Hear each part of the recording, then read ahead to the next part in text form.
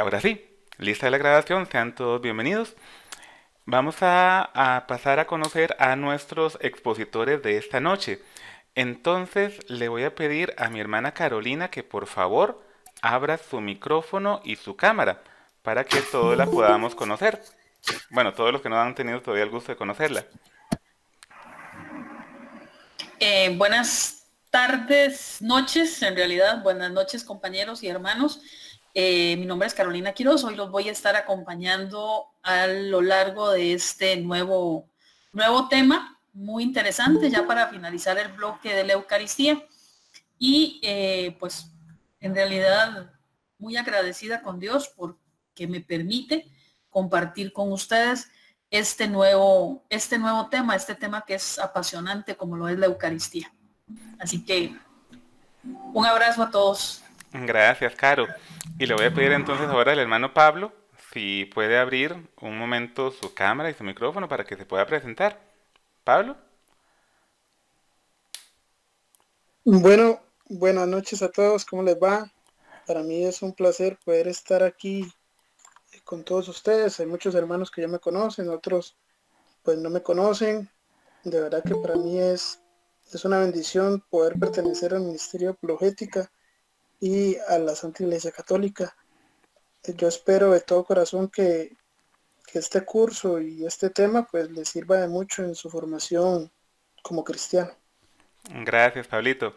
Recordarles entonces que los hermanos Caro nos van a estar apoyando en la exposición del tema y el hermano Pablo nos va a estar apoyando en los chats, en el chat de Meet y en el chat de WhatsApp. Y como todo grupo cristiano, vamos a empezar de la forma como debería ser, ¿no?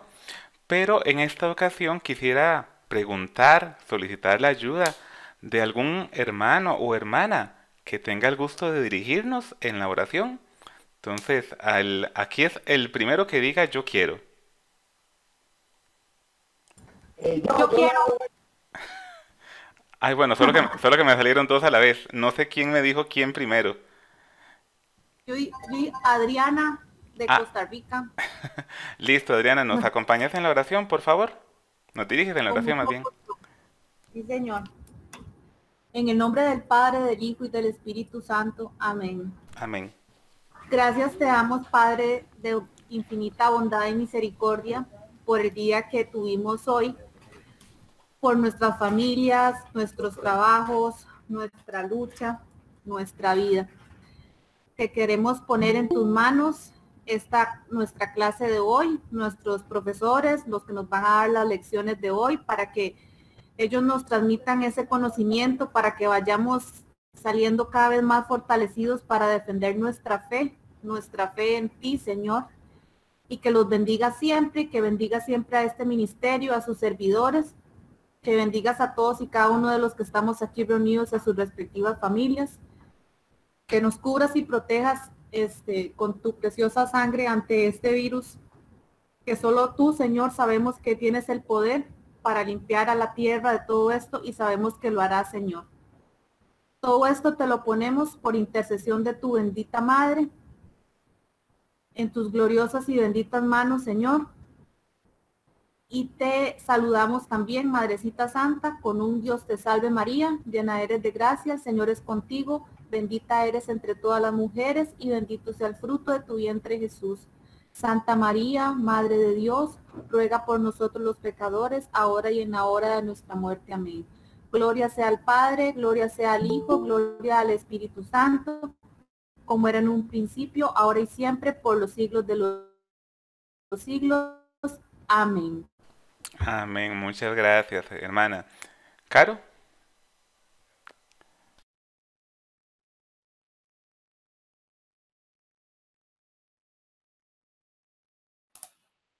¿Aló? ¿Me escuchan? Sí, te escuchamos.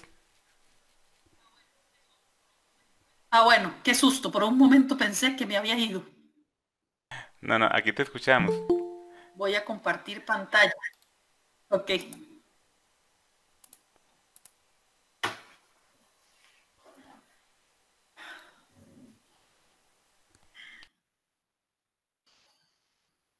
Ok, ya están viendo la presentación, ¿sí? Sí, correcto. Ok.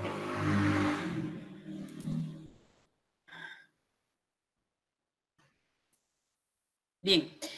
Este tema es continuación de los temas anteriores, pero específicamente del tema que vimos la clase pasada. ¿Alguno de ustedes se acuerda cuál fue el tema que vimos la clase pasada? ¿No todos? De la Pascua judía a la Pascua cristiana y De la Pascua judía a la Pascua cristiana, efectivamente. Vamos a iniciar la sesión recordando un poquito qué fue lo que vimos la semana pasada para poder enfocarnos ya en este tema que es Pascua eterna. En el libro del Éxodo, capítulo 12, versículo 14, dice lo siguiente: ustedes harán recuerdo de este día año tras año y lo celebrarán con una fiesta en honor a Yahvé. Esta ley es para siempre. Los descendientes de ustedes no dejarán de celebrar este día. Palabra de Dios, te alabamos, Señor. Eso es Pascua eterna, precisamente. Es una celebración que se hace, es la promesa, es el mandato que Dios hace a su pueblo de celebrar un acontecimiento salvífico a lo largo de toda la historia del mundo. Desde que se inicia con la salida de las 3 fiestas que yo les decía la semana pasada, a que fueron unificadas en la Pascua judía hasta nuestros días. Recordemos aspectos muy importantes, que el catolicismo, el cristianismo, se funda, tiene su cimiento en las raíces judías. Hemos sido evangelizados y culturizados por una tradición judeocristiana. La semana pasada me preguntaban algunos me preguntaban que si era un inconveniente o no era prudente asistir a una sinagoga. Hay una que me vine acordando estos días, hay una asociación que se llama Serjuk.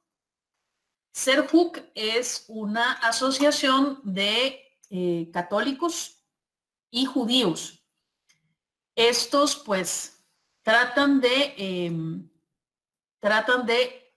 unificar, de ir caminando juntos a lo largo de todo este recorrido que nos une como hermanos que somos en la creencia de un mismo Dios. Entonces, Serjuk lo encuentran ubicado, si mi memoria no me falla, y espero que todavía esté ahí, con las hermanas, las religiosas de Sion. Esto lo encuentran en Costa Rica, se ubican precisamente en el Colegio Sion, que es en Moravia, en los colegios, en el distrito de los colegios en Moravia. Ahí se encuentra la sede del Colegio Sion, regentado por las hermanas de Sion, y ahí se encuentra la sede de Serjuk. Entonces, ellos trabajan precisamente, tienen ese objetivo. Entonces, precisamente porque debemos conocer nuestras raíces. Entonces, como les decía, esto era un anuncio así nada más como por si alguien quiere investigar un poco o más de la tradición judeocristiana, pues con ellos lo pueden hacer de forma segura. Entonces vamos a retomar un poquito lo que vimos la semana pasada.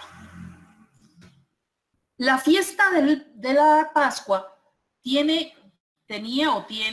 todavía tiene como varios objetivos. En primer lugar, celebrar la liberación de la esclavitud. Recordemos que el pueblo judío estaba esclavo en Egipto y al ser esclavo en Egipto, Dios lo libera, lo convierte su pueblo y lo saca hacia la tierra prometida. Entonces, la primera celebración, el primer objetivo de la Pascua es celebrar la liberación de la esclavitud. ¿Qué pasa ya con nosotros? Pues precisamente que ya no es la liberación de la esclavitud del pueblo egipcio que ejercía sobre el pueblo judío, sino que para nosotros es ya la liberación de la esclavitud de nuestro pecado. El segundo objetivo de la celebración eterna es la esperanza de la venida del Mesías prometido. Recordemos en todo lo que vimos la semana pasada, precisamente, que la esperanza del Mesías prometido se veía reflejado en esa quinta copa, en la copa de Elías. ¿Por qué? Porque se decía que cuando el profeta Elías viniera, era porque el Mesías estaba aquí. Entonces, ese era el objetivo, la esperanza de la venida del Mesías. Recordemos que el judío todavía sigue esperando al Mesías. Otro objetivo era la etapa en el camino de redención. La Pascua nos permite redimirnos. Ya posteriormente, la Pascua, bueno, posteriormente no, en realidad todo el proceso del éxodo, todo el atravesar el desierto, lo que sufrió el pueblo judío, recordemos que también es parte de nuestra historia y es nuestra historia de redención. Entonces, el observar, el meditar el éxodo es meditar sobre mi propia vida. El cuarto punto es el testimonio del privilegio, testimoniar que somos privilegiados, hombres y mujeres, porque somos libres. Dios no obliga a nadie. Dios nos ha regalado algo que ni los ángeles tienen, y es el libre albedrío. Nosotros podemos escoger entre el bien y el mal. Nosotros podemos escoger entre la esclavitud del pecado y la liberación de la salvación de Cristo. O sea, podemos elegir entre cometer pecado y no cometerlo. Podemos diferenciar entre el bien y el mal. Entonces, somos libres, hemos sido creados libres, pero con esa libertad conviene una responsabilidad. La Pascua, entonces, siempre va a ser tiempo de redención y de liberación. Es muy importante que tengamos esto en mente, precisamente porque hemos olvidado, más que todo, las celebraciones de nuestra Pascua. Muchas veces, muchos católicos hacen su celebración de la Pascua basado en procesiones, basado en piedad popular. Sí, son buenas, son bonitas, pero en realidad se nos olvida que la Pascua es un tiempo de redención y liberación, y que hemos tenido un camino que nos prepara a esa Pascua, como se preparó el pueblo de Israel, o como pasó el pueblo de Israel en el Éxodo. Ellos pasaron 40 años, nosotros lo vivimos 40 días, que es en el tiempo de Cuaresma. Entonces, siempre, siempre, siempre Pascua va a ser un tiempo de redención y de liberación. Ojalá cada uno de nosotros en la próxima Pascua, en la próxima celebración, en la próxima Semana Santa, en la próxima celebración cuaresmal, tengamos esto presente. Esto es un tiempo de redención y liberación, de mi propia redención, de mi propia liberación de la esclavitud del pecado. ¿Por qué? Porque Cristo precisamente vino a salvarme del pecado, a redimirme del pecado y a construir, como decía San Juan Pablo II, la civilización del amor. Etapas de la Pascua. Recordemos, la semana pasada teníamos 2 etapas de la Pascua. La primera era el sacrificio pascual, el sacrificio del cordero, y después la aspersión de los marcos de las puertas con la sangre del cordero. Recordemos que a los judíos se les había pedido marcar el dintel y el dintel de la puerta con la sangre para evitar precisamente que la muerte, que el ángel de la muerte pasara esa noche por el pueblo judío. Entonces nosotros también podemos ver esta connotación que tiene el cordero pascual y asperjar con su sangre los dinteles de la puerta, cuando nosotros también nos cubrimos con la sangre de Cristo, o hemos sido cubiertos con la sangre de Cristo, para impedir precisamente que el ángel de la muerte, que el ángel del pecado llegue a nosotros. Y la segunda etapa es propiamente la cena pascual, que vimos toda la distribución de la cena pascual. Y entonces, este sacrificio pascual narrado en el libro del Éxodo tiene, recordemos que el cordero tenía que ser de 1 año macho, que se sacrificaba al atardecer. El sacrificio se hacía en el templo, una serie de situaciones para luego llegar a la celebración de una comida una comida llena de simbolismo, en donde se mezcla el cordero inocente que muere por la salvación de Israel y la esperanza de la futura redención simbolizada en las 4 copas del ceder. ¿Recuerden las 4 copas del ceder? Lo que hablamos de las 4 copas del ceder, pues precisamente esta cena pascual, el cordero inocente muere por la salvación del pueblo de Israel. Lo mismo que hace Jesús. Y es simbolizada en las 4 copas del ceder. Vamos a repasar las copas del ceder. La primera copa, la copa de la bendición, la copa de la luz, la copa que enciende la primera vela de la menorá, la copa que posteriormente enciende que en una ceremonia o en un ritual de la luz. Chicos, ¿están viendo mi presentación? No, Caro, de hecho de eso te iba a comentar. Alguien intentó poner la presentación y quitó la tuya. Ocupamos que la vuelvas a poner. Ok. Bueno, si se puede ver, solo hay que buscar a Caro porque yo sí la estoy viendo. Los pueden ver quienes la dejaron fija. Sí, qué extraño, porque vieras que se está viendo por medio del nombre de Carolina. Ella está hablando como por otro y sale por el de Carolina, pero ya ahora que ya digamos en este momento la quitó y ya no se puede ver, pero sí, yo sí la podía ver.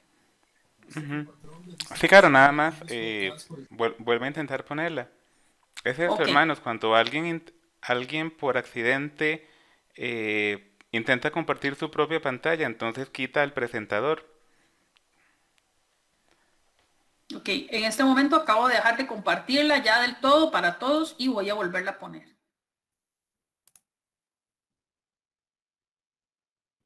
Ahí está cargándose. Chicos, ¿la están viendo ya? Listo, ya ahí se ve. Sí, ahí sí se ve, muchas gracias. Ok. Voy a devolverme un poquito entonces. Quedamos en esta y vamos a pasar a esta, ¿cierto? Correcto. Ok, entonces sigo hablando.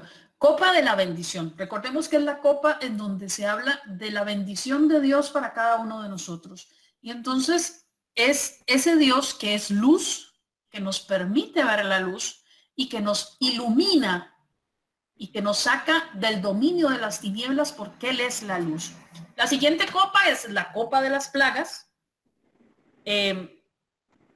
La copa de las plagas, recordemos que es la copa que recuerda la ira de Dios, pero que también recuerda que Él nos va a sacar de la esclavitud de Egipto. La copa de la redención es la copa que nos libera. Es la copa que nos da la gracia de redimirnos. La copa de las alabanzas es la cuarta copa, que es posterior a la cena pascual, en donde nosotros alabamos al Señor y Dios nos dice, ustedes serán mi pueblo y yo seré su Dios. Y al final, la copa de Elías. Recordemos que la copa de Elías es la quinta copa que se sirve pero nunca se toma, porque cuando en el ritual se abre la puerta para que aparezca Elías, obviamente Elías no va a aparecer. Entonces, en ese momento, esa copa pues se sirve pero no se toma. Esto lo podemos, estas cuatro copas, perdón, las 4 copas, encontramos su sentido en Éxodo capítulo 6, versículos del 6 al 7, que dice así: por tanto, diles de mi parte, yo soy Yahvé, que quitaré de sus espaldas los duros trabajos de Egipto y los liberaré de la esclavitud. Yo les devolveré la libertad con golpes tremendos de mi mano y con intervenciones manifiestas. A ustedes los tomaré como pueblo mío y yo seré Dios para ustedes. Palabra del Señor, te alabamos, Señor. Entonces ya tenemos claramente, o ya tenemos, en esto es que nos vamos a basar el día de hoy para entrar precisamente a tocar el tema de Pascua judía.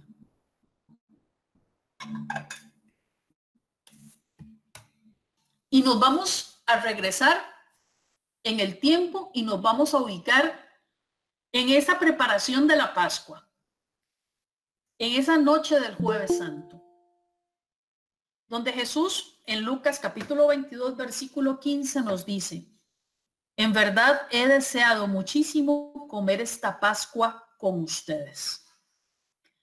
Esa nota que está al pie de página dice: una tradición de la época bíblica decía que la redención se efectuaría en el mes de Nisan. Recordemos que el mes de Nisan es el primer mes del año para el judío, que en el caso nuestro más o menos equivale como a abril, prácticamente que marzo, abril, ahí, en el tiempo de la Pascua. La redención, la redención se efectuaría en el mes de Nisan, en el tiempo de la Pascua. Ahora, ¿qué tenía de especial esta Pascua? Que Jesús deseara tantísimo comerla con sus discípulos. Esta Pascua es la Pascua de las Pascuas. Todas las antiguas celebraciones pascuales eran prefiguración de esta que Jesús comienza la víspera de su pasión. Recordemos que voy a devolverme a esta diapositiva, a la primera diapositiva. Dice: la Pascua siempre es tiempo de redención y liberación.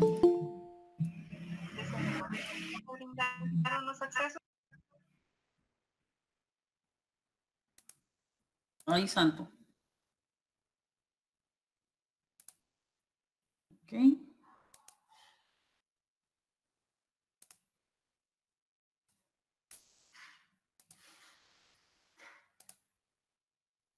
Y entonces, el lema precisamente, esta mentalidad, esta presentación que nos hacen de la Pascua, el lema de liberación y de la redención nunca es tan real como el que se cumple la noche del Jueves Santo. Esta Pascua que celebra Jesús precisamente es la Pascua que nos permite a cada uno de nosotros,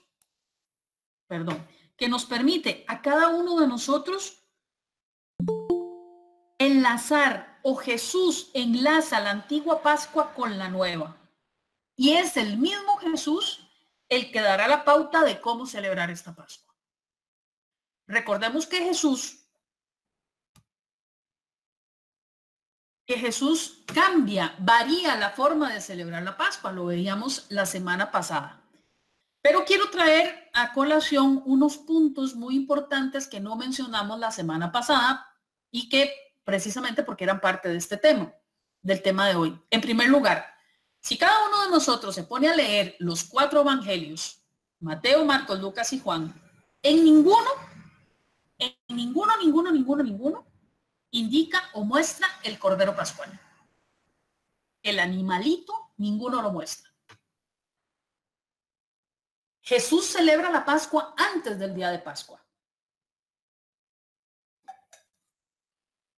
Aquí ya tenemos dos cosas completamente fuera del contexto judío, sin embargo, permitido por la ley judaica.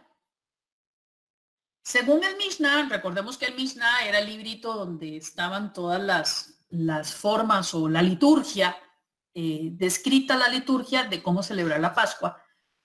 Dice lo siguiente: por motivos de fuerza mayor o un impedimento, se puede celebrar la Pascua antes de la fecha. Por un impedimento o por motivos de fuerza mayor, se puede celebrar la Pascua antes de la fecha. ¿Por qué creen ustedes que Jesús celebró la Pascua antes de la fecha? Y pueden abrir los micrófonos para contestar. ¿Por qué creen ustedes que Jesús celebró la Pascua antes de la fecha? Supongo que porque él iba a ser el Cordero. Ajá. Porque hay un motivo de fuerza mayor. Él tenía que morir. Víspera de la Pascua.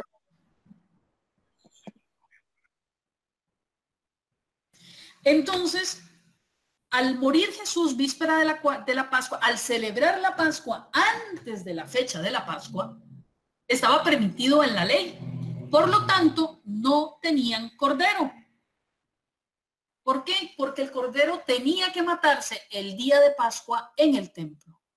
Por eso es que Jesús el Jueves Santo no tenía cordero y estaba permitido por la ley, por el Mishnah. Por eso es que los discípulos tampoco se extrañan de que Jesús celebre la Pascua el jueves y no el viernes en la tarde o al atardecer del viernes. Recordemos que el Viernes Santo le piden a Pilatos que por favor que los cuerpos no estén durante los próximos días colgados del madero porque porque el judío celebra en ese momento la Pascua. Entonces por eso es que les mandan a quebrar los huesos de los pies para que la agonía ya sea completa y se ahoguen. En realidad recordemos que la muerte de cruz es muerte por ahogamiento, por asfixia. Y los que no lo sabían, esto también es otro tema de un curso. La muerte de cruz es muerte por asfixia.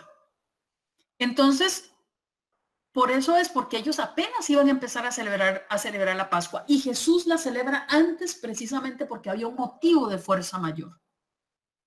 Él iba a ser entregado. Él iba a morir víspera de esa Pascua. Él se iba a convertir en el Cordero Pascual.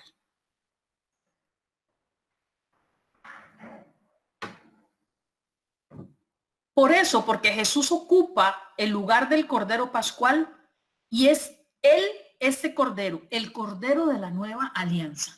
En la antigua alianza mataban un macho cabrío de 1 año sin mácula y en la nueva alianza es el mismo Jesús que da la vida por cada uno de nosotros. Ahora bien, Jesús, hoy me está comiendo la tecnología. Jesús toma la segunda copa, la copa de la ira, que es la copa de las plagas. La redención es la que reparten los discípulos. Una vez que él toma la segunda copa, la copa de la ira, nos dice, él no volveré a beber del fruto de la vid hasta que llegue al reino de Dios. Él no vuelve a tomar la tercera copa, que es la tercera copa la que reparte a sus discípulos y es la copa de la redención, que él transforma el vino en su sangre. Él no la bebe, él la reparte.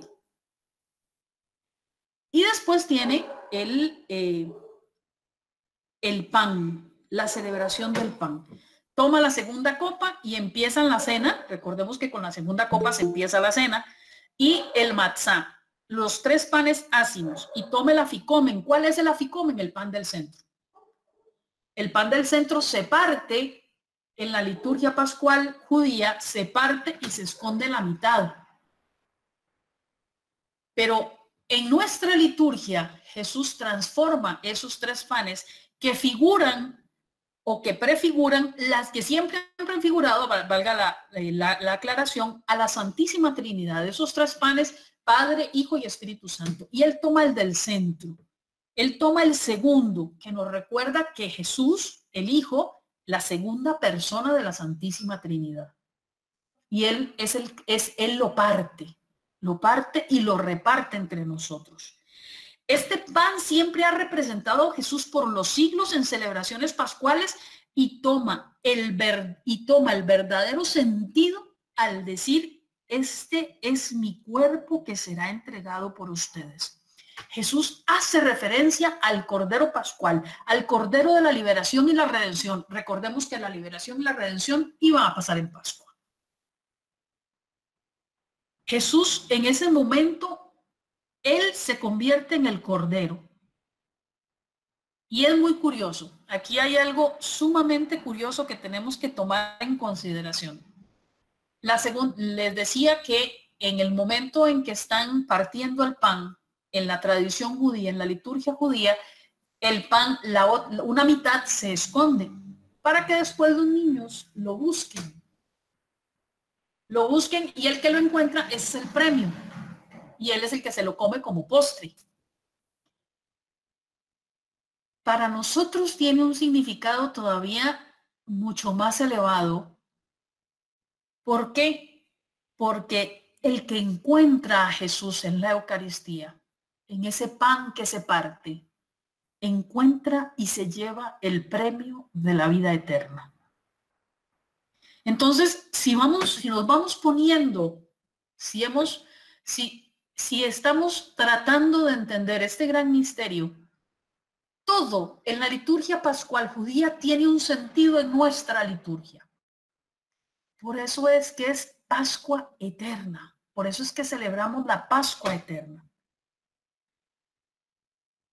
En la tercera copa, que es la tercera copa que él reparte a los discípulos, que es la copa de la redención, siempre se había anunciado al pueblo de Israel que el Mesías vendría a redimirnos, tomando su sentido real en Jesús. Por eso la tercera copa es la nueva Pascua como signo de liberación al convertirse en la sangre redentora de nuestro Señor Jesucristo. La cuarta copa, perdón, la tercera copa, la copa de la redención.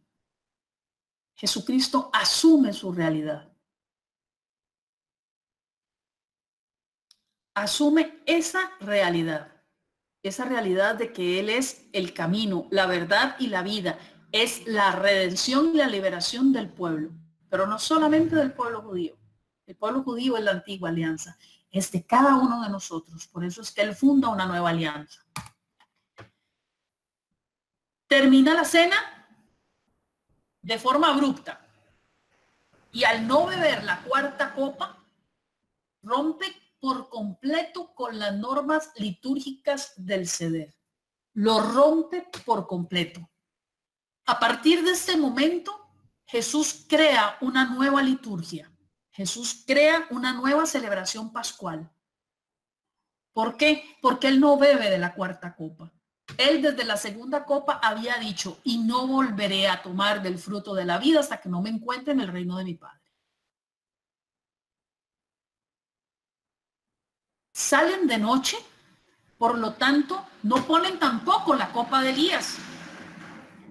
Ya que en Mateo, recordemos que en Mateo 11, capítulo 11, versículo 14, dice, pero si ustedes aceptan su mensaje, Juan es este Elías que habría de venir. Por eso, en este caso, por eso no es la quinta, no es necesaria la quinta copa. En nuestro caso, Juan el Bautista es el profeta Elías, es la encarnación del profeta Elías.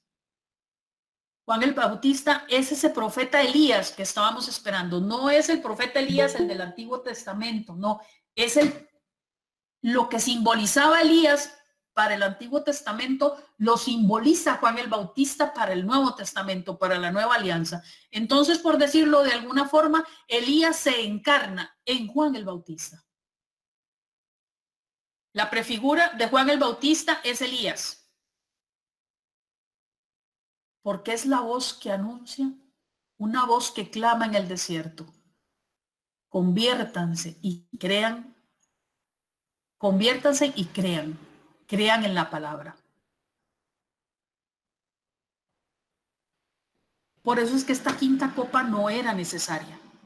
Salen de la casa, se dirigen a Getsemaní, al huerto de Getsemaní, que en realidad era un lugar muy conocido por los discípulos. O sea, tampoco les extrañó a los discípulos que se dirigieran ahí porque era muy común para ellos dirigirse ahí. Lo curioso del caso es que al romper Jesús con la liturgia pascual, con el Seder, ellos no cumplen el precepto de la Pascua. Cuando abandonan la casa y van cantando los salmos, no cumplen con el precepto de la Pascua. Porque ya no es necesario cumplir con el precepto de la Pascua. Con el precepto de la Pascua judía. En el Calvario, según Mateo capítulo 27, versículo 34, dice, le dieron a beber vino mezclado con miel. Jesús lo probó, pero no quiso beberlo. En el Evangelio de San Juan, capítulo 19, versículo 30, dice que después de probar el vino con miel, Jesús dijo, todo está cumplido. La semana pasada, precisamente, yo les decía que Jesús en este momento, él mismo se convierte en la cuarta copa.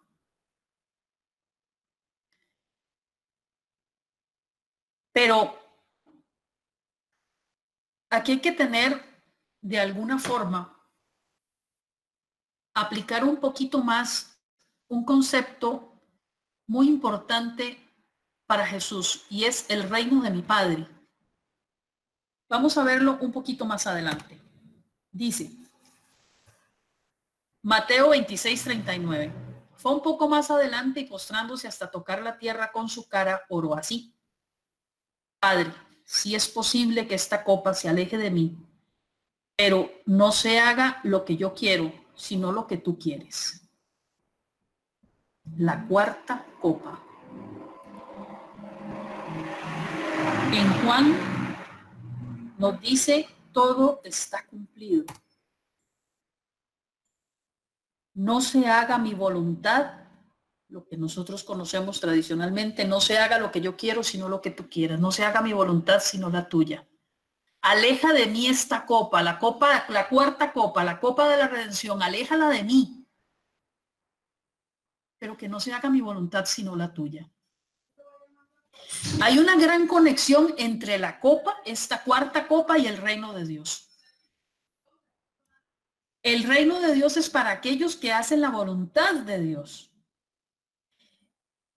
Jesús siempre tiene muy claro, o siempre nos ha hablado de las diferencias que existen entre el cielo y el reino de Dios. El reino de Dios está aquí. El reino de Dios ha llegado, nos dice San Juan Bautista. Porque Él es el Cordero de Dios. Entonces, el reino de Dios es para aquellos que hacen la voluntad de Dios. Jesús es la plenitud de la voluntad del Padre. Y cuando bebe la cuarta copa, la copa de la redención, termina la antigua alianza y comienza la nueva. La cena pascual de Cristo termina en la cruz. Y a eso se refería Jesús cuando en la boda de Caná, le dijo a su madre que aún no había llegado su hora. Recordemos que en la boda de Caná, ¿qué era lo que hacía falta? El vino. Se había acabado el vino. La cuarta copa, no tenían vino, no tenían la copa de la redención. O no tenían la copa de la celebración, no tenían vino. Y entonces, a pesar de que dentro del contexto esto suena un poco raro, que Jesús le diga a su madre, mujer, ¿y a mí esto qué? O sea, como diciendo, ¿y esto a mí qué me importa? Todavía mi hora no ha llegado. Y aún así, María dice, hagan lo que Él les diga. Aquí podemos entrelazar muy bien precisamente esta parte de que el reino de Dios es precisamente para aquellos que hacen la voluntad de Dios. No había llegado su hora, pero aún así, María nos ordena a cada uno de nosotros a hacer la voluntad de Dios. Hagan lo que Él les diga. Igual que Jesús, Padre, yo no quiero tomar esta copa, yo no quiero morir crucificado, yo no quiero esto, pero que se haga tu voluntad y no la mía. ¿Cuántas veces cada uno de nosotros? Sí, estoy en la misma diapositiva por aquello. Estoy en la diapositiva de la cuarta copa. Cada uno de nosotros tiene precisamente que tomar esto en cuenta, porque el reino de Dios es aquí y ahora. Jesús muere aquí y ahora.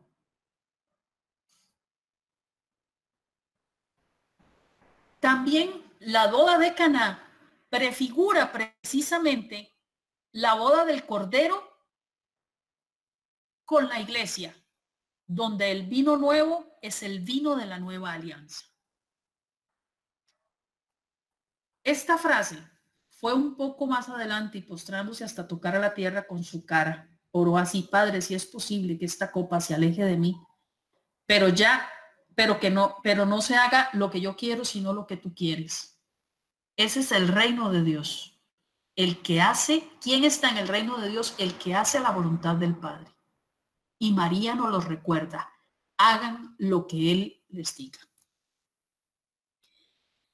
El vino es el vino de la nueva alianza. Vamos a centrarnos un poquito en, ya aquí termina la Pascua. Ya aquí dejamos lo que vimos la semana pasada y este resumen un poco de lo que hemos visto, de lo que vimos la semana pasada, porque la semana pasada sí tratamos también este tema de lo que significaba cada parte de la pasión con respecto a la Pascua judía. Y ahora sí vamos a entrar un poco más en lo que es la tradición que viene a partir del momento de la celebración pascual por Jesús. Recordemos que en un momento les dije que Jesús había hecho nuevo la liturgia pascual. Él rompe con la liturgia antigua de la Pascua judía para crear una nueva liturgia, para crear una nueva Pascua. Y entonces es aquí donde viene precisamente la tradición de la cual nos cuenta San Pablo, la que transmite a todas las comunidades. No solo San Pablo. En Hechos de los Apóstoles podemos encontrar infinidad de versículos que nos hablan de la Eucaristía, que nos hablan de compartir el pan. Ellos así le decían, se reunían a compartir el pan, a celebrar la Eucaristía. El culto central de la iglesia en la época apostólica era, es y seguirá siendo la Eucaristía.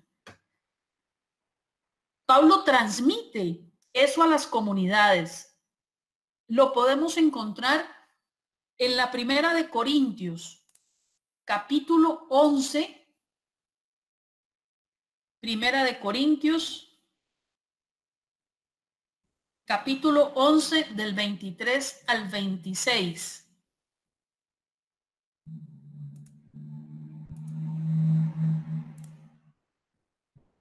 Nada más regálenme un momentito.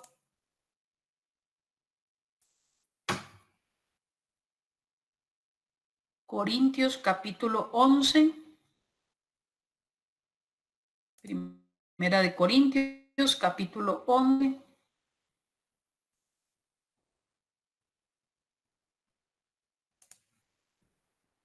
del 25, del 23 al 26.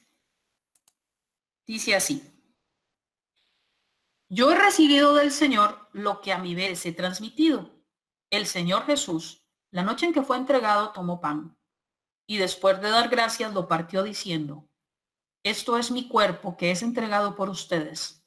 Hagan esto en memoria mía. De igual manera, tomando la copa después de haber cenado, dijo: esta es la copa de la nueva alianza en mi sangre. Todas las veces que beban, háganlo en memoria mía. Palabra de Dios. Te alabamos, Señor. Pablo nos transmite la tradición. Pablo nos transmite la forma en que los apóstoles celebraban la Eucaristía y celebraban esa Eucaristía. No es una celebración cualquiera, es esa Eucaristía. Aquí vamos a entrar un poquito, tal vez en un tema un poco polémico, por llamarlo de alguna forma. Polémico en el sentido siguiente. En Hebreos, capítulo 2, versículo 17, dice lo siguiente: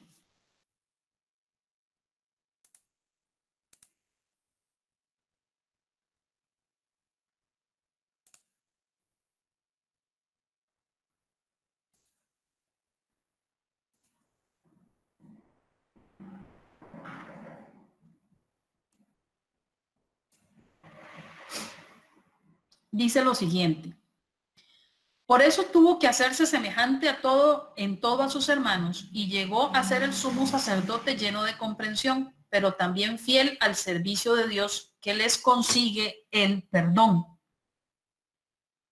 Y un poquito más adelante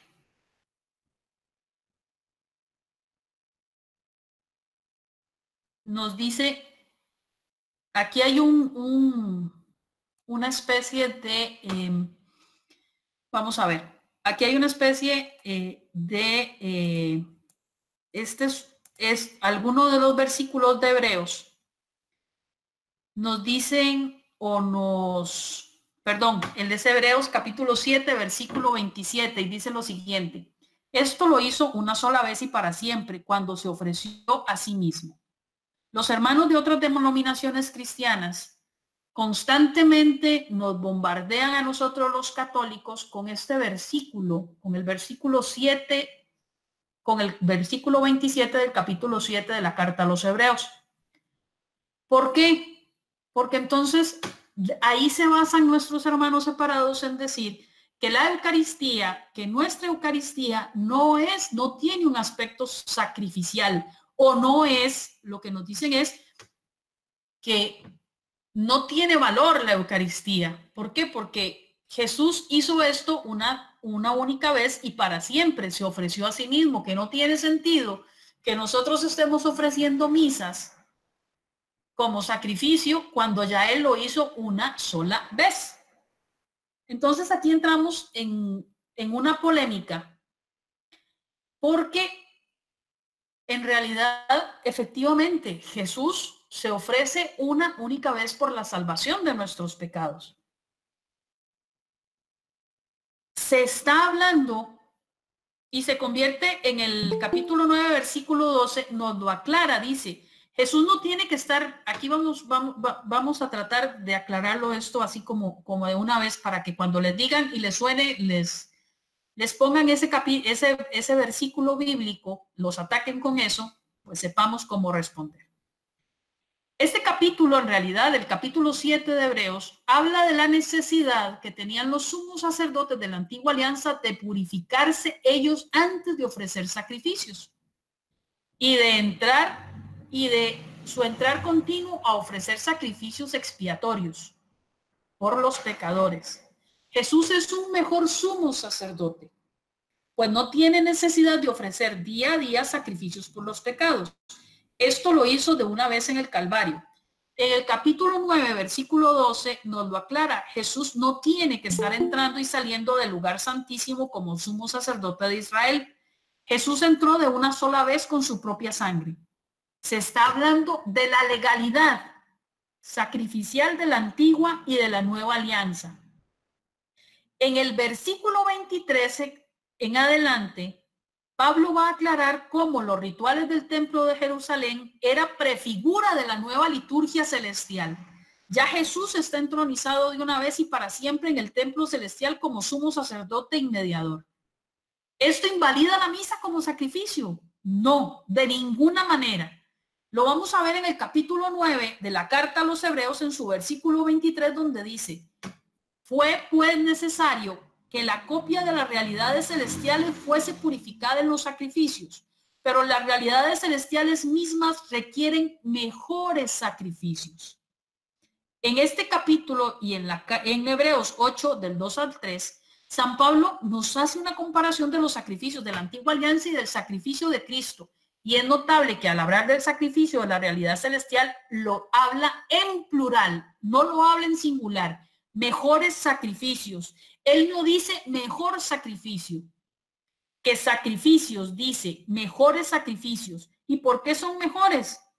¿Qué acción realiza Jesús en el cielo? Este sacrificio es la ofrenda eucarística. Jesús se ofrece constantemente, sigue ofreciéndose constantemente.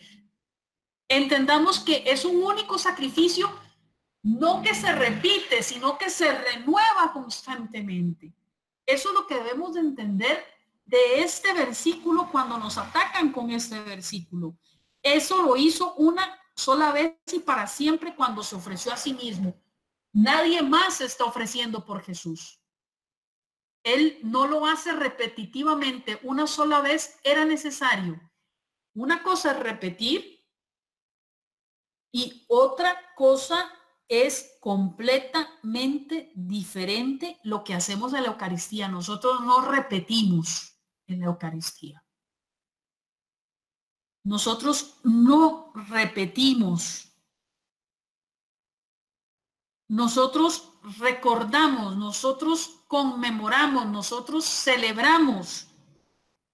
Nosotros propiciamos el sacrificio, a nosotros la Eucaristía nos propicia, nos habla de la redención de Cristo continuamente, no repetitivamente. La gracia es perpetua, siempre, y se hace a través del sacrificio de la Eucaristía. Vamos a verlo un poquito más adelante. Cuando lleguemos a ver el análisis que vamos a hacer del Apocalipsis. Yo sé que esto es un poquitico enredado y esto muchas veces nos lleva a la confusión. En el memorial, esto es un memorial. El memorial, la palabra que se utiliza para la definición de memorial es sicarón. Es una palabra griega. Y en ningún lugar dice que es un acto simbólico. Recordemos que nuestros hermanos protestantes celebran la cena del Señor como un acto simbólico. La Eucaristía no es un acto simbólico, no es una repetición. La Eucaristía es la constante redención de Jesús en el sacrificio del altar constantemente. Y como les digo, lo vamos a ver un poquito más adelante. San Ignacio de Antioquía decía en la carta a Filadelfos en el año 107, poned todo ahínco en usar una sola Eucaristía. Por una sola es la carne de Cristo y uno solo es el cáliz para unirnos con su sangre y un solo altar, al igual que hoy hay un solo obispo. San Ignacio de Antioquía lo que quiere decir es que no podemos andar diciendo cosas completamente diferentes o haciendo celebraciones diferentes. Por eso es que también aquí tenemos que tener mucho cuidado a la hora de querer intentar modificar las liturgias.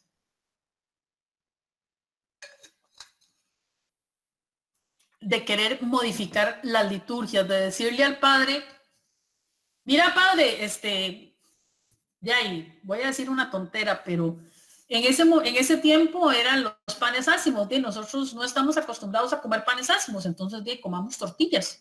O sea, consagre tortillas o cualquier tontera de esas.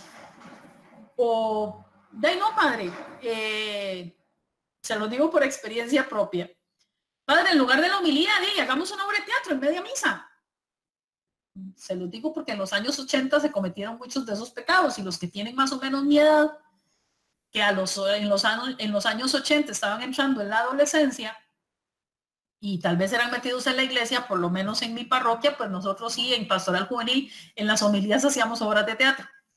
Entonces, por eso les digo, o sea, no podemos cambiar, y era una pues muy buena manera de evangelizar, pero estábamos quitándole a la liturgia algo que no teníamos que quitarle. Entonces, por eso es que San Ignacio de Antioquía nos dice, poned todo ahínco en usar una sola Eucaristía, una sola acción de gracias.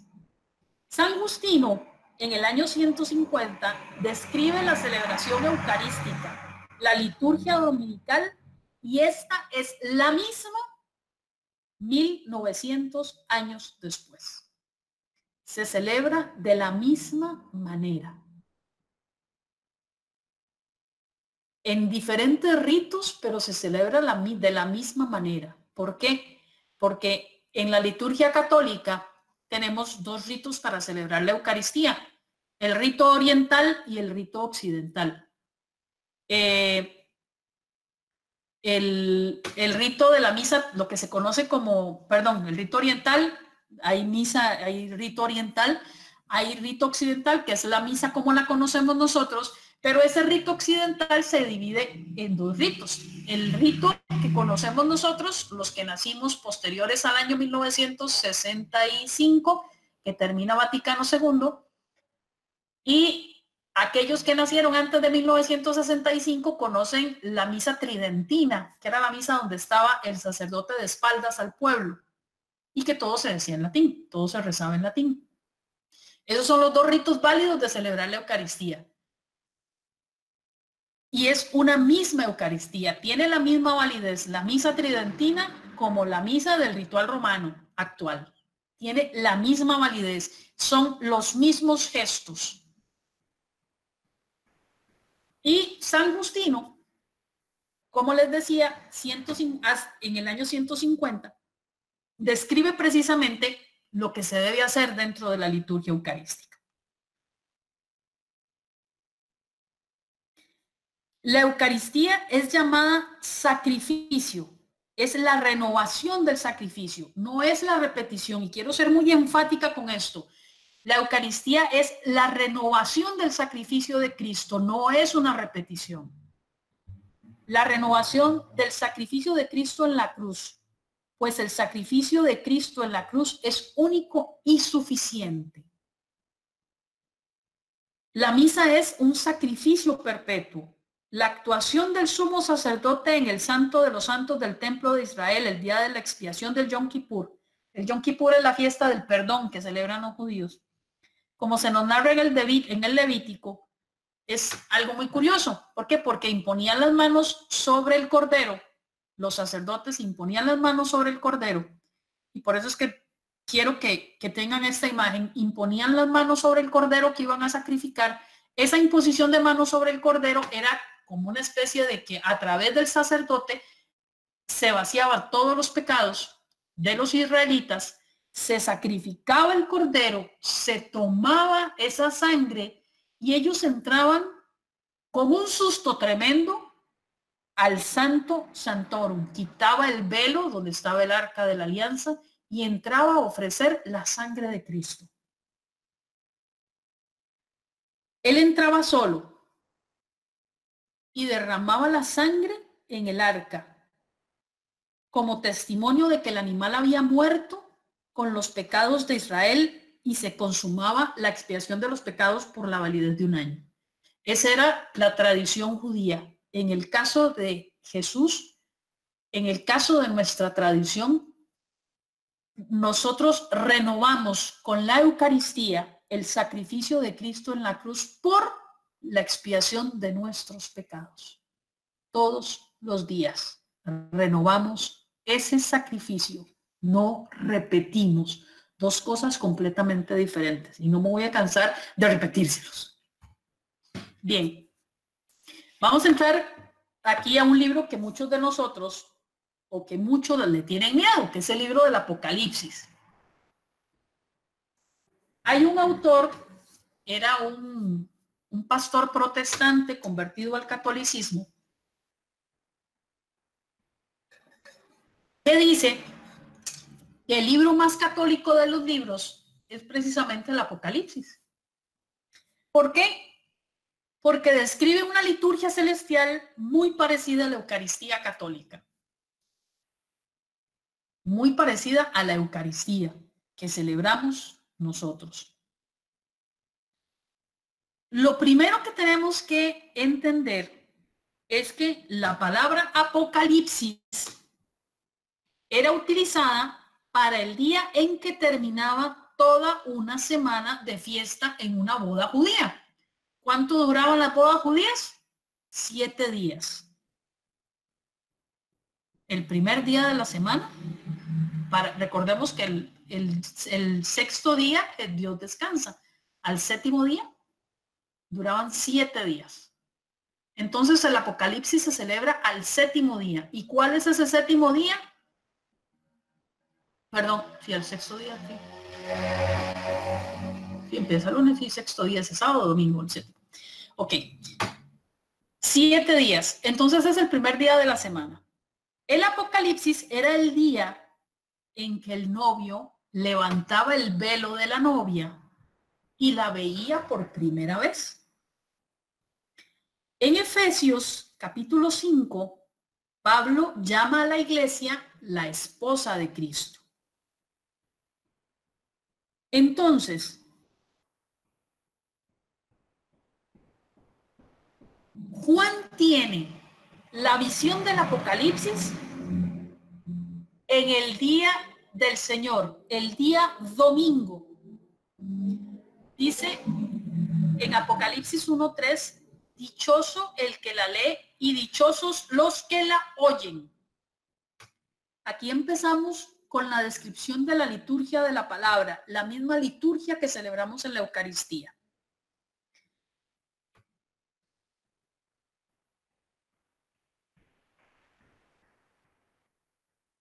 esta liturgia de la palabra con el cual San Juan inicia o tiene la primera visión en Apocalipsis 1:3, dichoso el que la lee, dichosos los que la oyen.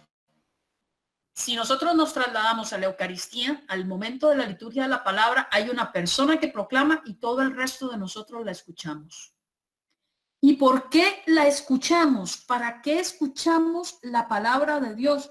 Precisamente porque el Apocalipsis nos dice que nosotros tenemos que escuchar la palabra, porque eso es lo que a nosotros nos sirve. Aquí cuando dice, inicia amonestando a las iglesias de sus errores para que no sean borrados del libro de la vida. ¿Por qué? Porque la liturgia de la palabra en la Eucaristía tiene que interpelarnos. Tiene que hacernos conciencia de que nosotros tenemos que hacer la voluntad de Dios y cambiar nuestras vidas. La liturgia de la palabra es un constante llamado a la conversión. La conversión no solamente nos llaman en Cuaresma, a la conversión se nos llama todos los días de nuestra vida. Y la liturgia de la palabra es precisamente un encontronazo de la vida expuesta por Jesús, de la vida que nos propone Dios en el Antiguo Testamento, de la vivencia de Jesús interpelada en cada uno de nosotros. ¿Para qué? Para que no seamos borrados del libro de la vida. Recordemos que al principio habíamos dicho que Dios nos había creado libres y que la redención y la liberación nos hacía libres. Y ese libre albedrío nos hacía a nosotros escoger entre el bien y el mal y que tenemos que asumir las consecuencias de nuestros errores. Y al corregir nuestros errores, al limpiarnos del pecado, al trabajar día con día en nuestra propia conversión a la luz de la palabra, porque no podemos trabajar nuestra conversión a la luz de un bombillo, o a la luz de cualquier otra cosa. No podemos trabajar nuestra conversión a la luz de elementos de la nueva era. No, tenemos que conformar nuestra conversión a la luz de la palabra. Por eso es que la experiencia del Apocalipsis, la vivencia de Juan en el Apocalipsis, nos llama a vivir la liturgia de la palabra, a vivir de la palabra, para que no seamos borrados del libro de la vida. Y entonces presenta precisamente a esa, o nos inicia posterior a esa llamada del libro, a esa llamada de atención que nos hacen en la liturgia de la palabra, comienza un templo de preparación con una imagen que prefigura a la Santísima, o prefigurada por la Santísima Virgen, la mujer vestida de sol, con la luna bajo sus pies, y sobre su cabeza una corona de 12 estrellas. María, la mujer vestida de sol. ¿Por qué María aquí en el libro del Apocalipsis, y por qué María en la Eucaristía? Porque María también estuvo en la creación de la iglesia, en el nacimiento de la iglesia. Porque a María nos la entregaron como madre. Jesús nos la entrega como madre en el momento de la cruz.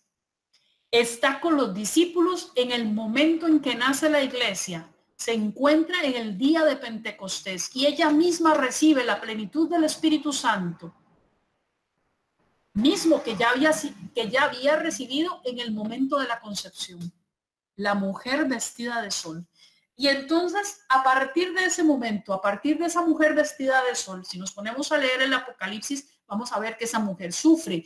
Vamos a ver que esa mujer la llevan a una cueva porque está embarazada para proteger al niño que va a nacer. Y entonces comienza ahí un tiempo de preparación del creyente. El Apocalipsis nos llama a prepararnos para vivir la gran batalla de la fe contra el anticristo y así preparar la venida definitiva del Mesías. Y el Apocalipsis finaliza con las bodas del Cordero y su iglesia. Recuerdan que les decía hace poquito que Apocalipsis precisamente es cuando en las bodas judías, en el último día, el novio le levanta el velo a la novia, le quita el velo de su cara y se ven por primera vez.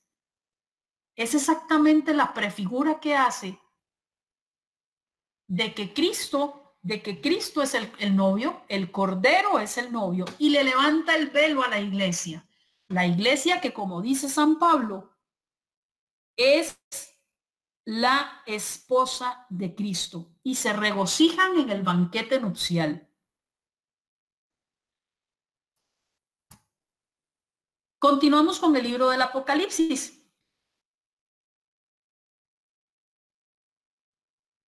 La Eucaristía es un banquete de bodas. La Eucaristía une el cielo en adoración al que está sentado en el trono. Y vamos a leer, o les voy a leer un poquito de la visión que tiene Juan en el Apocalipsis. Juan en el Apocalipsis, en el momento hay que tomar en consideración aquí muchas cosas importantes.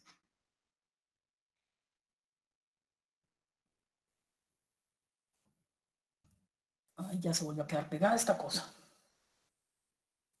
Ya.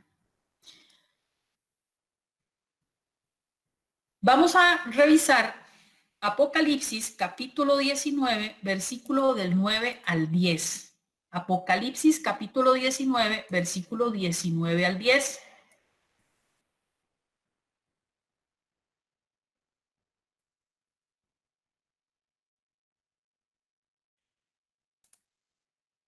Capítulo 19, versículos del 9 al 10. Dice, después el ángel me dijo, escribe, felices los que han sido invitados al banquete de las bodas del Cordero. Y añadió, estas son palabras verdaderas de Dios. Caí a sus pies para adorarlo, pero él me dijo, no lo hagas. Yo no soy más que un servidor como tú y como tus hermanos que transmiten las declaraciones de Jesús. Son declaraciones de Jesús las que vienen del espíritu de los profetas. Solo debes adorar a Dios.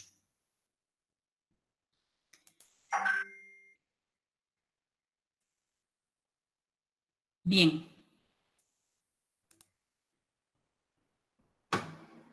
En el libro del Apocalipsis, los ángeles son coservidores de la liturgia con nosotros. Al ser coservidores de la liturgia con nosotros, ellos se convierten en la unión entre lo divino y lo terreno. Entonces, no sé si alguna vez, yo les decía la semana pasada que vieran una película que se llama El Milagro Más Grande. Véanla. En dibujos animados está explicado qué es lo que en realidad pasa en la Biblia, descrito precisamente aquí, en ese versículo de Apocalipsis 19, versículos del 9 al 10. Ya nos queda poquito para terminar este tema. Pero continuando con la visión del Cordero de Dios, con la visión de las bodas del Cordero Pascual, con esa unión del Cordero Pascual como esposo y de la iglesia como esposa, nos vamos a ir al Evangelio de San Juan, capítulo 1, versículo 29, y dice así, al día siguiente Juan vio a Jesús que venía a su encuentro y exclamó, ahí viene el Cordero de Dios, el que carga el pecado del mundo.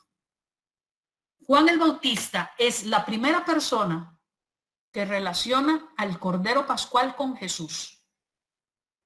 Él es el primero que lo llama Cordero de Dios. Y en el Apocalipsis Jesús es llamado Cordero de Dios 28 veces.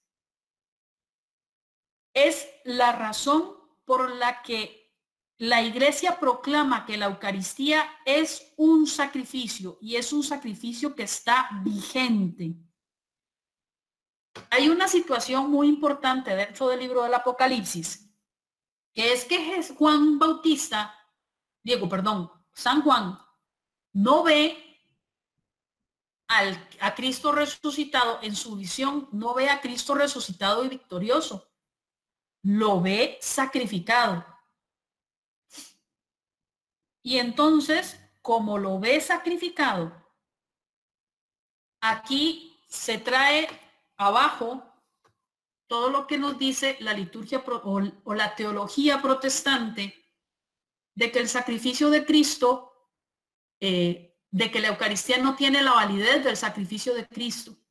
Juan ve, cuando tiene la visión del tabernáculo, ve al Cordero sacrificado. ¿Qué quiere decir esto? Que el Cordero sacrificado es simboliza ese Cordero sacrificado que el sacrificio de Cristo sigue y sigue. Una sola vez perpetuamente se hizo, pero sigue, no se repite. Les recuerdo que no es repetición. Y el sacrificio de Cristo es precisamente esa nueva alianza. Dice San Pablo, Jesús toma la función del sumo sacerdote en la nueva alianza y la función litúrgica del templo de Jerusalén pasó al cielo. Por eso es que Jesús hace la misma función. Jesús entra al lugar santísimo, entra a la presencia del Padre, lleva en sus manos su sangre, la misma sangre. El sacrificio de la cruz aún está vigente, pues Cristo o Jesús no ha acabado de ministrar. Cuando Jesús regrese en gloria, habrá salido del lugar santísimo y se habrá acabado su único sacrificio. La Eucaristía es nuestra conexión con la mediación sacerdotal de Jesús en el cielo. Es el mismo sacrificio que se actualiza en la tierra mientras Él ministra en el cielo. La misa une la tierra con el cielo y nos lleva directamente a la presencia de Dios por medio de Jesús. Misterio poderosísimo que posee la Iglesia Católica y nadie más lo posee. Ninguna de las otras iglesias protestantes poseen precisamente el misterio que tiene la Iglesia Católica al celebrar diariamente la Eucaristía. Es el mismo sacrificio, es la conexión que tenemos con el cielo. La misa une a la tierra con el cielo. Por eso es que la misa es la nueva cena del Cordero, la cena y sacrificio pascual al mismo tiempo. Es el sacrificio de Cristo que sigue atrayéndonos con su único y suficiente sacrificio de forma misteriosa. Sacramentum, hacer algo sagrado. En conclusión, podemos decir que la Santa Eucaristía es la presentación de la obra de Jesús en la cruz al Padre, que asegura nuestra participación de las gracias y beneficios de su muerte única y suficiente, y que estará vigente hasta el día en que el Cordero abre el libro de la vida y regrese como Rey a juzgar la creación. En la Eucaristía se cumple lo que dice el apóstol Pedro a su capítulo 2, versículo 5. Ustedes pasan a ser una comunidad de sacerdotes que por Cristo Jesús ofrecen sacrificios espirituales agradables a Dios. Yo sé que es un tema que ha sido muy denso, que todavía podríamos hablar toda la noche, pero no tenemos toda la noche. Así que muchas gracias por la atención. Me siento. Muchísimas gracias, Caro. Abrimos entonces el espacio por si alguien desea hacer alguna consulta de algo que tal vez no quedó claro. Vi algunos comentarios ahí en el chat. Entonces, si alguien desea hacer una consulta al aire, este será el momento. Buenas, hermanos. Buenas noches. Mi nombre es Andrés. Me interesa la parte de la FICOMEN. La compañera Carolina explica que esto es sobre los 3 panes y todo eso me quedó claro. Pero quisiera saber más allá de dónde se sabe que si esto no está pues en la Biblia, por tradición o por qué, de dónde se sabe que Jesús simbólicamente, supongo, agarra el segundo pan, que lo representa a él como Dios Hijo, como parte de la Santísima Trinidad, reparte y parte este pan. Entonces quisiera saber más o menos de esto. Gracias. Ok. En el Oficomen está estipulado que el pan que se parte es el del medio, el segundo pan. Son 3 panes en la liturgia pascual judía, son 3 panes ácimos colocados en una cesta. Se tiene por precepto, o sea, por liturgia judía, que el pan del medio es el que se toma, se parte y se esconde, se esconde la mitad para que después los niños lo encuentren. Pero esto es bíblico, o sea, en el Éxodo lo puedes encontrar, en cómo se debe celebrar la Pascua, es precisamente porque el oficomen es el pan del medio, siempre ha sido el pan del medio.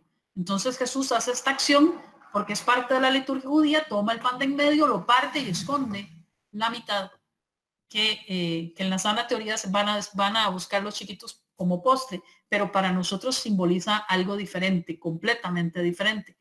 Pero es por eso, porque ya está estipulado en la Pascua judía que sea el del centro.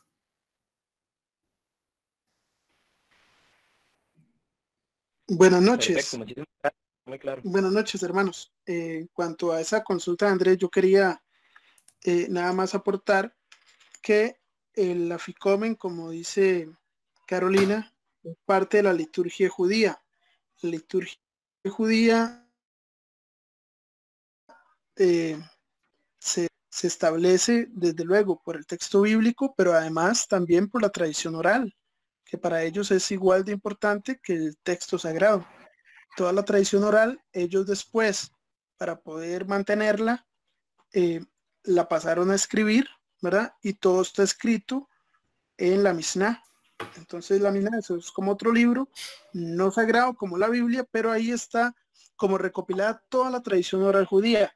El aficomen anteriormente para los judíos era parte de la liturgia y era una parte más de la liturgia, pero hoy es como la parte más importante de toda la Pascua, porque como ya no pueden sacrificar el cordero pascual, este pan que se comen y que se tienen que comer y que después de que se lo comen no pueden ingerir nada para que no se contamine, solamente agua. Claramente el Misná declara que solamente alguien puede tomar es agua. No pueden tomar nada más ni comer nada más después de que se comen este pan al final de toda la liturgia pascual.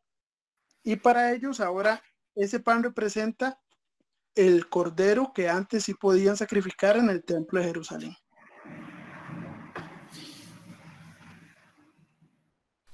Muchas gracias, chicos. ¿Algún otro hermano que desee hacer alguna consulta, tal vez algo que no le quedó claro, que desee que se repita? No toda la clase, por supuesto, ¿verdad? Buenas, Buenas noches. ¿cómo les va? Bien. ¿Todo bien?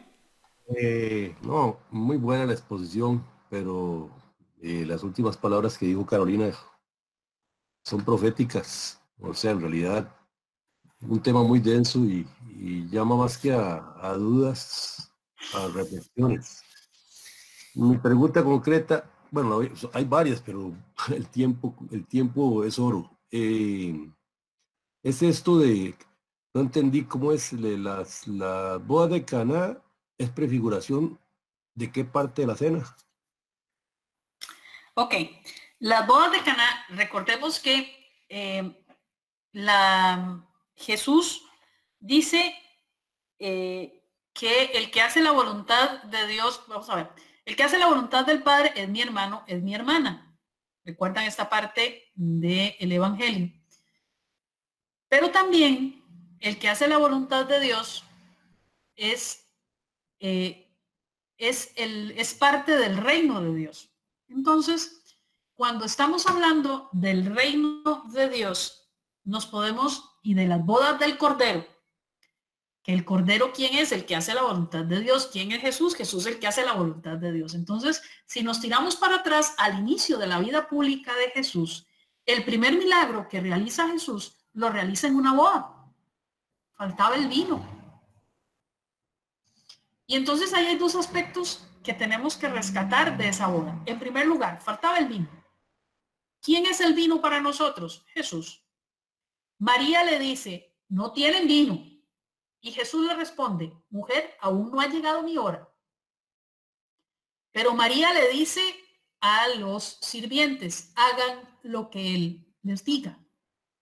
Entonces, las bodas de Caná se convierten en una prefigura de las bodas del Cordero, y al prefigurar las bodas del Cordero se convierte también en una prefigura del reino de Dios. ¿Por qué? Porque ¿quién es el reino de Dios? El reino de Dios son todos aquellos que hacen la voluntad de Dios, que es el primer y único mandato que nos hace María. Hagan lo que Él les diga. Entonces, por eso es que la Pascua es la Pascua eterna que celebramos nosotros todos los días en Eucaristía. Es una boda, es una cena que es una boda, las bodas del Cordero. Todos los días nosotros celebramos en la Eucaristía las bodas del Cordero. Por eso es que las bodas de Caná es una prefigura de la Eucaristía y las bodas del Cordero. Gracias. Y la otra era, ¿qué era? Seren. ¿Era quién? La palabra Seren. Seren. Creo que era más bien ceder. Ah, ok, porque es el ceder, es el ceder del pesaje, es donde está escrito toda la liturgia pascual. La liturgia pascual judía, donde está lo que vimos la semana pasada, precisamente de todas las partes que tiene la liturgia pascual.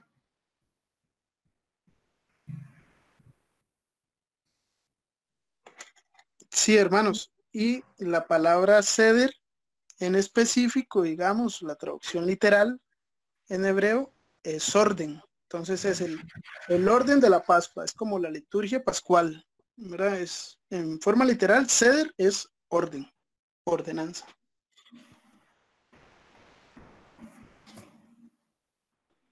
Hermanos, también por ahí había en el chat una pregunta, la primera pregunta en cuanto a que si los ángeles tenían libre albedrío.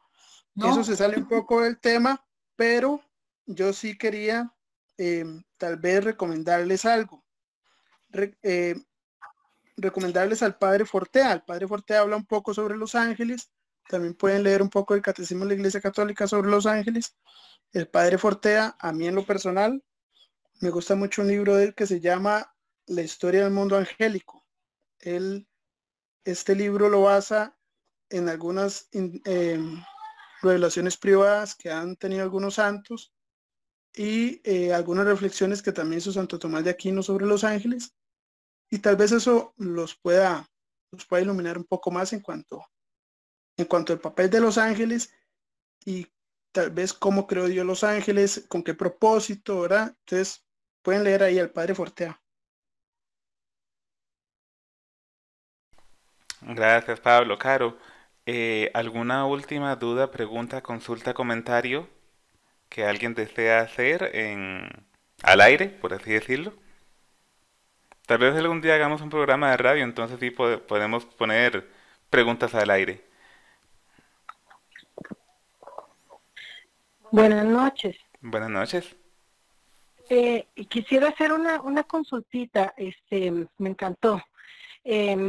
Cuando hizo mención de la lectura del Apocalipsis, donde el ángel le dijo que no se postrara, que solo a Dios había que adorar, eso me encantó. Pero de repente me saltó una duda, pensando en hermanitos separados, que si de repente cuando nosotros nos hincamos a rezar el rosario, si pueden pensar que con eso estamos adorando, o cómo se interpretaría eso. Esa es mi duda. De hecho, siempre lo piensan.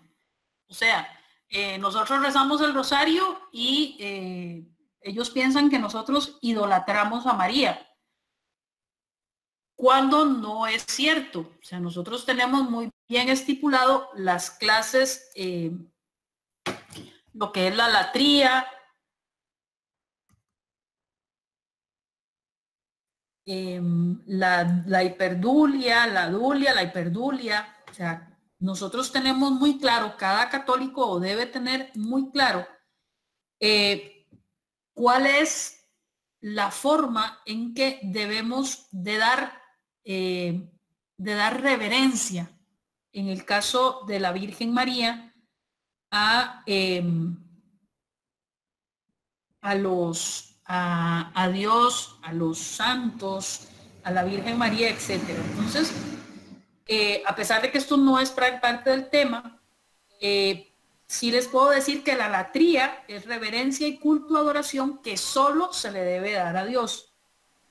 La dulía, es culto que se le tributa a los ángeles y a los santos. La hiperdulia es el culto que se le da a la Santísima Virgen. La protodulia es el culto que se le da a San José. Y el culto es la veneración, admiración, respeto, honor, pero el culto no es una adoración, es una reverencia. Entonces incluso aquí podemos indicar porque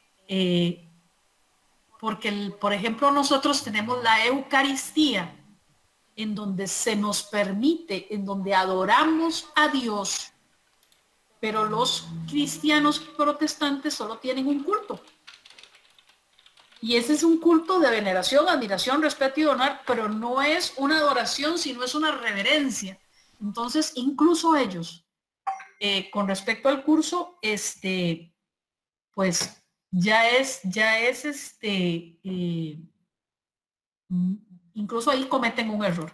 Pero este tema lo podemos, ya lo vieron, creo, ya se vio en el problema de imágenes. Así que yo los voy a referir precisamente a la clase de las imágenes que ya se dio en el curso. Gracias, Caro.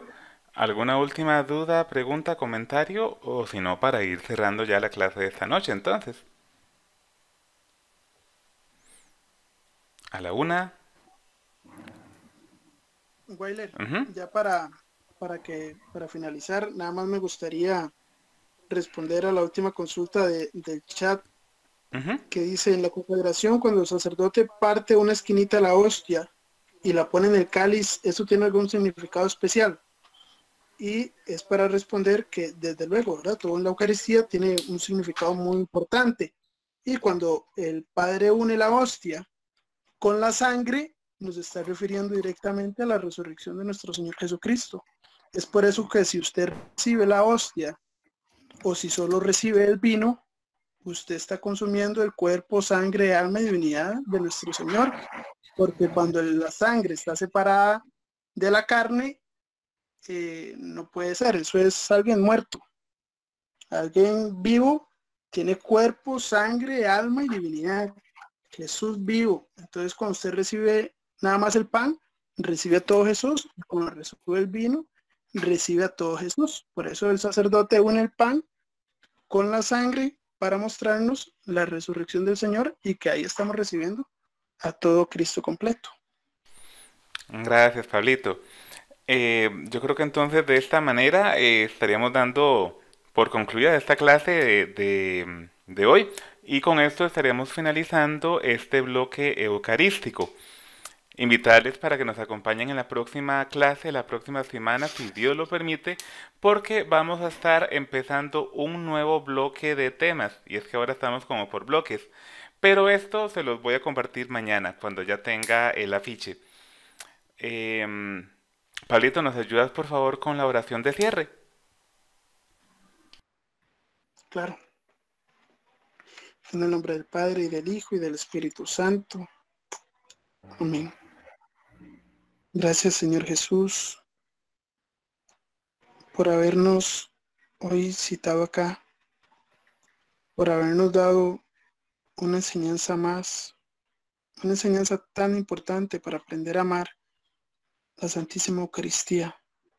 Gracias por haberte quedado con nosotros todos los días hasta el fin del mundo de una manera tan literal. Gracias por haberte humillado y bajado acá para morir por nosotros, y aún de todas formas quedarte con nosotros en forma de pan y vino. Gracias, Señor Jesús, por este don tan hermoso que es la Eucaristía. Por favor, te rogamos, todos los cristianos, aleja este virus para que ya todos nosotros podamos celebrar con nuestros sacerdotes en las iglesias este sagrado misterio, poder recibirte, Señor. Padre nuestro que estás en el cielo, santificado sea tu nombre. Venga a nosotros tu reino, hágase, Señor, tu voluntad en la tierra como en el cielo. Danos hoy nuestro pan de cada día, y perdona nuestras ofensas, como también nosotros perdonamos a quienes nos ofenden. no nos dejes caer en la tentación y líbranos del mal. Amén. Dulce Madre, no te alejes, tu vista de nosotros no apartes. Ven con nosotros a todas partes y nunca solo nos dejes.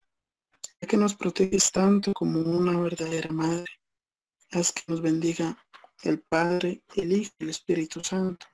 Amén. Buenas Amén. noches a todos, hermanos. Gracias, Pablito.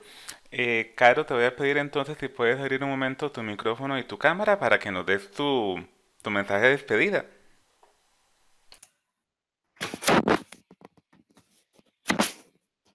Listo, ¿me ven? ¿Me están viendo? Sí, porque yo no me veo. No, Ya me ven. tienes que dejar de compartir la pantalla, creo. Ah, con razón. Porque yo sí me veo, pero ustedes no me ven. Ahora sí te vemos. Ya me ven. Bueno, pues agradecerles la atención. Yo sé que son temas sumamente densos. Este último es densísimo. Hay mucha literatura. Como les digo, lo que tratamos de hacer, el objetivo de esto no es solamente que se queden con lo que nosotros decimos, sino que puedan investigar más, que puedan aprender más. El libro que recomendó Pablito, el libro que yo les mencioné, precisamente es de un pastor de apellido Scott, y es súper buen libro, así que los invito también a que lean este tipo de libros, que investiguen, para que no se queden solo con lo que nosotros decimos, sino que también pues logren fortalecerse más a través del ser autodidactas. Y pues ha sido un placer compartir estas 2 semanas con ustedes. Muchas gracias, Caro. Que Dios se los pague. Gracias a ti. Pablito, si nos das tu mensaje de cierre, despedida. Bueno, hermanos, de verdad que para mí fue toda una bendición poder estar aquí con ustedes. Cada vez que nosotros como servidores logramos dar un mensaje, eso nos ayuda a nosotros mucho en nuestro camino cristiano. Y ahorita que no podemos ir a las Eucaristías y no nos podemos ver, estos son unas muy buenas herramientas para uno seguir ahí avanzando en el camino. De verdad que a todos muchas bendiciones. Gracias, Pablito. De parte del Ministerio de Apologética Católica San Francisco de Sales, les damos las gracias por habernos acompañado. Si Dios lo permite, mañana en el transcurso del día estaremos subiendo la grabación a nuestro canal de YouTube y les estaré enviando el material por el grupo del WhatsApp y a sus correos electrónicos a los que lo registraron. Que tengan todos muy buenas y santas noches.